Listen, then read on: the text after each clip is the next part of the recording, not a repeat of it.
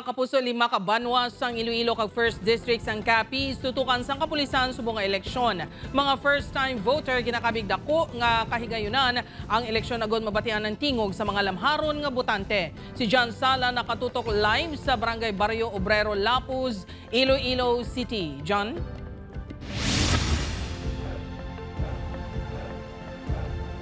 Jert, magluwas sa madinalagon nga eleksyon 2025, ginatutukan man sang otoridad ang matauhay kag malinong nga piniliay. Ganiduga nga mga police personnel ang i-deploy sa probinsya sang Iloilo, Antique kag Capiz. Magluwas sa regular deployment, nagpahamtang sang Quick Reaction Forces ang PRO6 sa 5 ka mga banwa sa 5th distrito sa probinsya sang Iloilo sa palabuton nga May 12 midterm elections. Ini ang ginalakipan sa mga banwa sang Ahuy, Sara, Estancia, Concepcion kag San Dionisio nga ginakabig may history sang political rivalry.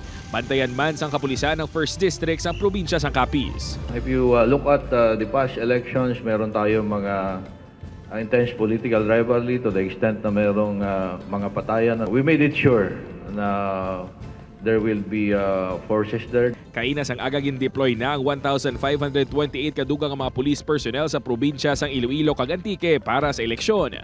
Samtang dako naman nga bahin sa masobra 68.4 million ka mga botante ang first-time voters. Ang basihan sang pila sa mga ini sa pagpili ang buwas damlag sang pusod. My role in voting is very important because it's how I can take part in shaping the future of our country.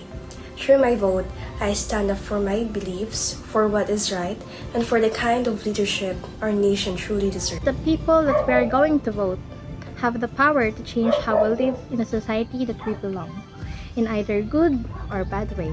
Nagpasalig naman ang COMELEC Iloilo City nga handa na ini para sa eleksyon 2025. Kainas ang agagin padala ng mga automated counting machine sa mga voting center sa syudad sang Iloilo. Ginpang inspeksyon man ang mga official ballot sa bodega sang COMELEC Iloilo City.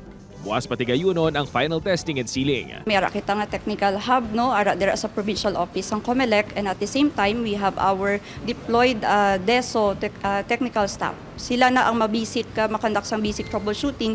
At the same time we have 58 contingency machines in case may ara gid man nga mga technical issues sa aton nga mga makina.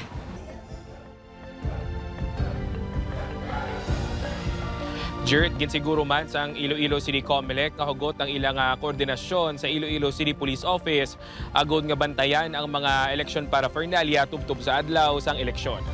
Jert? Madamang nga salamat sa update. Kapuso John Sala.